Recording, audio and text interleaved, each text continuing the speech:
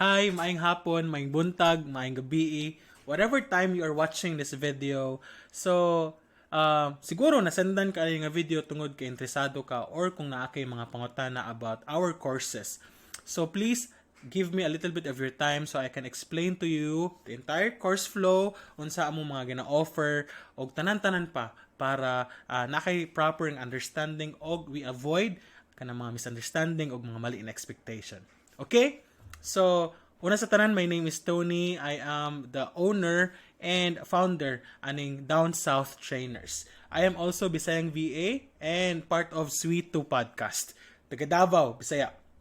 So, ang goal aning video is to give you context, give you help you understand our course flow like I mentioned, and also unsaon siya pag kanang unsay flow basically para mas makasabot ka o kanang makadecide kag tarong ug unta tan-awon humanon jud nimo para ato nang ma-avoid ang going back and forth with all the questions. All right? So before ta mo so good again, let's talk about the elephant in the room. I just wanted to make sure na your goal in enrolling in this course is para dili ka enrolling this course is for you to learn. Dili make assure nga you will have a work after kay dili na siya parte sa among sistema or sa among process. After all, application and landing a client is still up to you. So our goal here really is to equip you but we don't feed you. Equip but don't feed. I-make sure na mo nga makatuon ka og nakay dala nga og nakay mga matun-an jud and something that you can use. So when you are out there trying to land a client, applying jobs, you have a fighting chance against all other applicants basically. So we have 7 coaches right now in total. Actually 8 na tanan kay nadungagan mig isa. Ako si Intro VA, like here, Intro VA, ako na magtudloan na. There's a person teaching EVA or Executive Virtual Assistant na apoy for social media management, na search engine optimization, na copywriting, na Amazon product, searching, and graphic designing. Among isa pa special course kaning profile optimization is that's still among ginatrabaho and ginahuman pa na siya na course. So di pa siya available. We also have one-on-one sessions. Alright?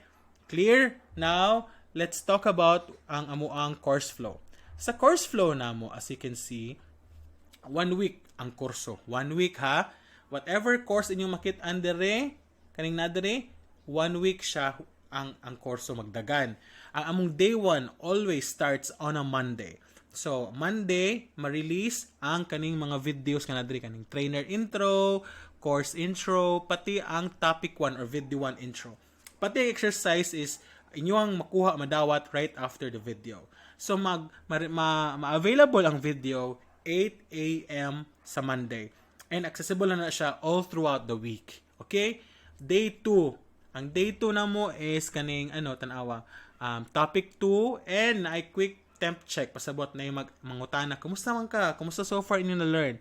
So every after topic na adjure exercises. So as you can see, there's like 1, 2, 3, 4. Mga tanaka, unsa kadugay ang mga videos. Pinakabubo na mo, nasa probably 25-35 minutes, inay usay maabot og 1 hour. Okay, depende na sa mong coach. Kaya amo adre, every topic is among coach, na adjay one topic, isa ka topic lang ginatudlo. And that coach established na dapat sa ana nga coach. Nanay 5 to 16 years experience about that specific niche kay ilahan na nagitrabaho for so long. And on the 4th day, as you can see, congratulations after sa 4th. Tapos, tagaan na mo og access or link sa Zoom or you can schedule. Sa day 5, which is Friday, ang live Q&A, pwede po Sabado, pwede po Domingo, depende sa availability sa coach, and inform mo ahead of time. So that's 1 hour and 30 minutes worth nga live Q&A. So, among gina-suggest nga inyuhang humanon ang exercises before the live Q&A. Make sure nga nahuman ninyo ang inyuhang videos everyday po isa-isa. Ayaw jud taon ninyo isabay-sabay on a specific, like, yun ka nga, nabitaw na tanan, kay dapat jud sa humanon. Kaya maglisod mo and it fits the purpose. And kung dili po mo makakommit ana, ayaw lang sa amog enroll. Okay? Dili pwede nga next week na lang nako humanon. Dili. pwede. Not unless na amoy kanang tarong na rason, some rason nga kanang acceptable, emergency unsa pa na dira. Pero kung ingon mo nga wala koy time karon tungod dili siya pwede kay inyuha nigbayad na mo ani tas di inyo tarongon, dili na namo mo ginatudloan og tarong na accountability, and that's part of the entire thing. You need to make sure that you're fully committed to this before mo mobayad.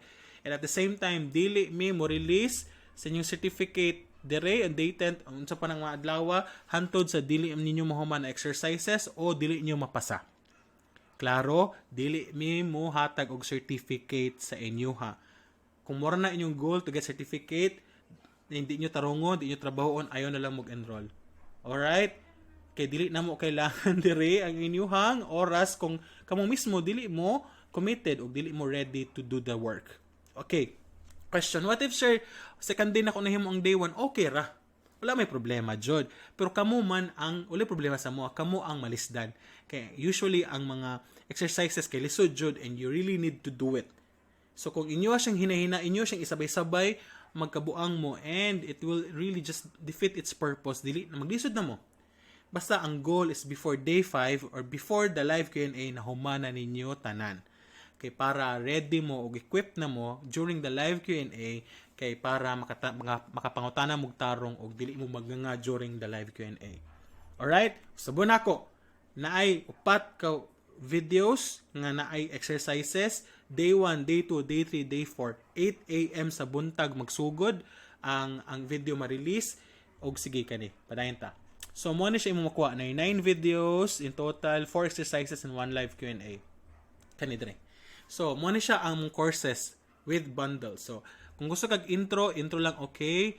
We always suggest nga labaw nag ikaw wala pa kay background, wala pa kay alam kay sa VA or nangapa pa ka wala ka kabalon sa imong gusto i-focus nga niche or course, agi jud og intro VA. We only allow people mo diretso og inani straight course kung mag-upskill na lang tungod kay naka-experience na mag-VA before or gusto magtuon og laing butang kay daghan silang nahibalan about VA, then okay ra.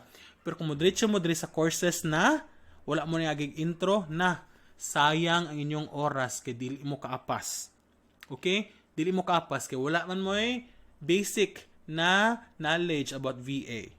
So ko makasir. Pero let me just be very clear kay balik-balik manggod. Ako lang klarohon. Now, if ever mo kuha mo bundle B, there's intro and 1 course. So pasabot ang goal mo sa intro VA is to help you identify unsa inyong core strengths ug unsa inyong dapat i-focus or unsa inyong dapat mas kanang mas dali sa inyo ba nga pilion na course after. So kana dili siya pwede isabay. Dili siya mag-make sense kung isabay niyo intro VA ug course, di ba? Kay ang first course is to help you identify unsa inyong course after, pero kung inyo siya isabay, wala na. Dili na siya maayo. O kaning example kaning sa bundle D nga naay duha ka course, dili pod gyapon mi masugot isabay niyo ang course 1 and course 2. Only 1 course per week. Klaro?